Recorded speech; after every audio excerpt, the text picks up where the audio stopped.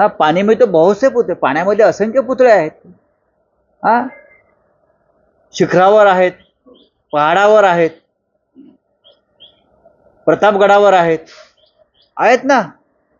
120-400 kilometre वेगाने वारे वाहतात प्रतापगडावर.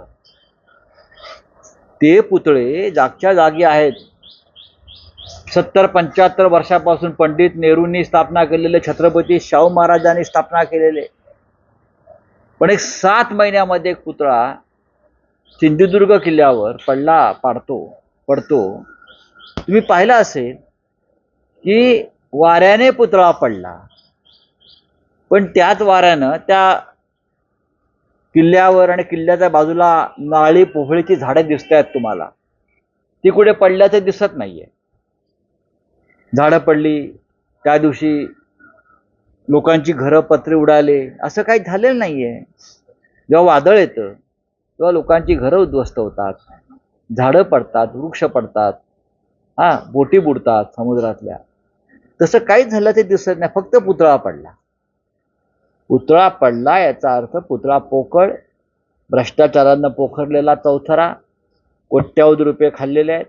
आणि आता ज्या बातम्या समोर येत आहेत, हे ठाणे कनेक्शन आहे आणि मुख्यमंत्र्यांच्या पुत्राचं कनेक्शन आहे, मी सांगत नाही. ज्या बातम्या समोर येत आहेत त्याच्यावरती खरं म्हणजे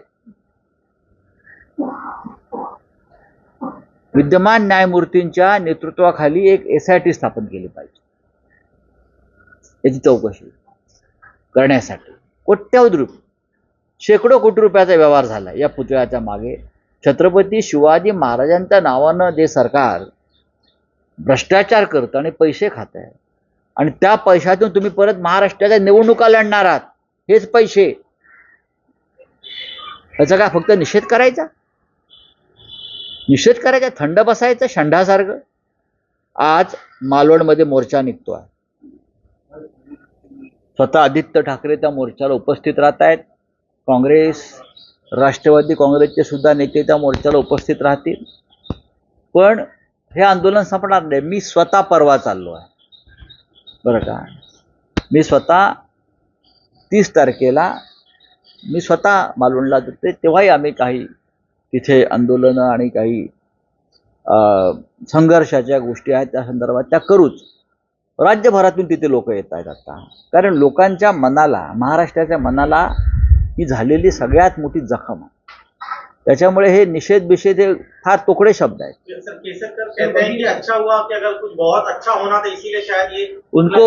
उनको जूते से मारना चाहिए, लोग मारेंगे. अगर उनको लगता है, त्या माणसाला वाटतं आहे की छत्रपती शिवाजी महाराजांचा पुतळा पडला हे बरं झालं, त्यातून काही चांगलं घडेल. बरं, काही अफजल खानाची औलाद आहे मेंढ्याने पोसलेली. ही अफजल खानाची औलाद आहे मेंढ्याने पोसलेली. ही अशी माणसं आहेत जी या मेंढ्यांच्या मंत्रिमंडळात आहेत. बरं झालं, आम्ही तर म्हणतो बरं झालं ही घाण आमच्याकडून गेली. या सडक्या विचाराची माणसं छत्रपती शिवाजी महाराजांचा पुतळा पडलाय बरं झालं, कसं काय यांच्या तोंडातून हे शब्द निघू शकतात की पुतळा पडला हे बरं झालं, हा शुभशकुन आहे, यातून चांगलं घडेल. किती घाणेरड्या मनोवृत्तीचे लोक या देवेंद्र फडणवीसांनी निर्माण केले. हे देवेंद्र फडणवीसांचंच पाप आहे. हे का शिवाजी महाराजांचे एवढे शत्रू झालेत मला कळत नाही. हे मिंधे आणि त्यांची जी टोळी पोसण्याचं काम हे फडणवीसांनी केलं, हे नरेंद्र मोदींनी केलं, आणि या सगळ्यांनी मिळून छत्रपती शिवाजी महाराजांचा पुतळा पाडला पैसे खाण्यासाठी. हा आरोप नाही, सत्य आहे. त्या माणसाला वेळ लागलाय. अगदी मला दुर्दैवाने बोलावं असं वाटतं. इमारती पडल्या आणि छत्रपती शिवाजी महाराजांचा पुतळा पडला.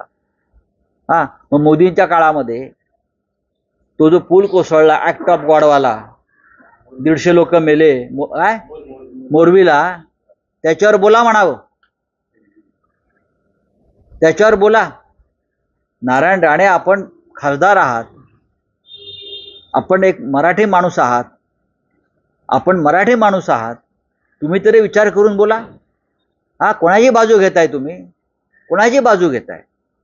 हे जर इतर कुठल्या राज्यात झालं असतं तर हे आणि यांची मुलं हे रस्त्यावर नागडी नाचली असती थैथाट करत.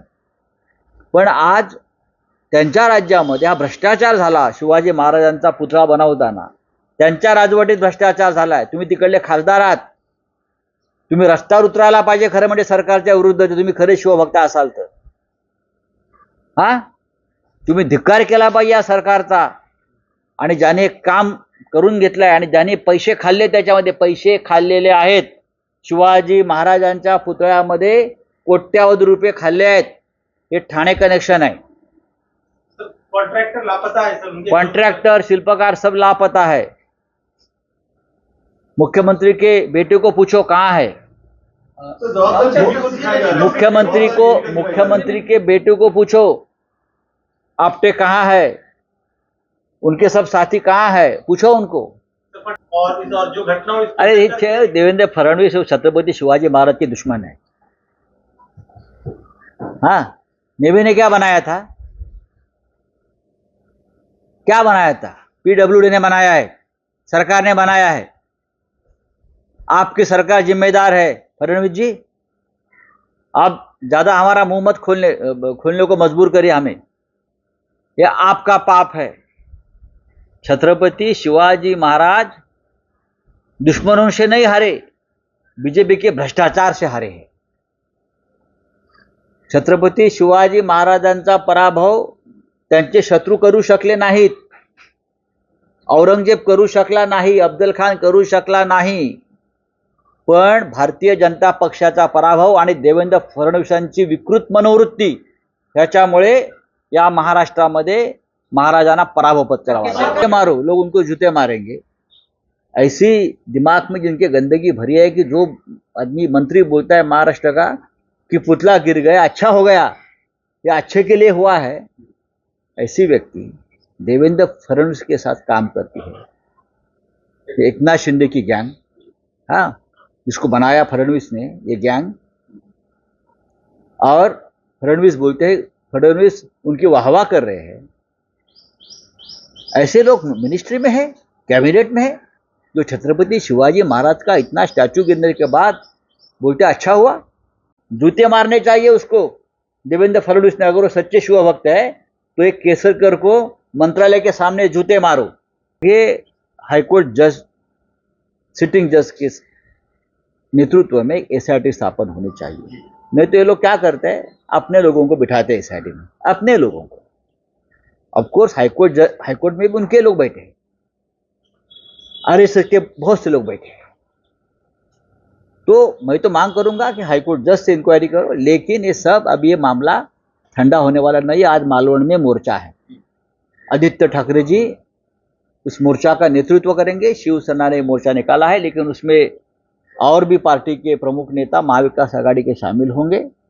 मैं भी खुद जा रहा हूं परसों, हम भी वहां जाएंगे, हम भी देखेंगे. लेकिन पूरे महाराष्ट्र में जिस प्रकार के लोगों के मन में एक उद्रेक है, हाँ, तो देखते हुए महाराष्ट्र में क्या होगा मुझे पता नहीं.